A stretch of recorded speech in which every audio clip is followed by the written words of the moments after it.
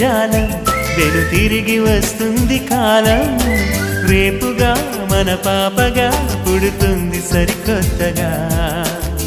నీవు నాకు తోడుగా నేను నీకు నీడగా ప్రతి రేయి తీయగా పిలుస్తోంది హాయిగా ఇలా ఉండిపోతే చాలుగా నువ్వంటే నాకిష్టమని అన్నది నా ప్రతి శ్వాస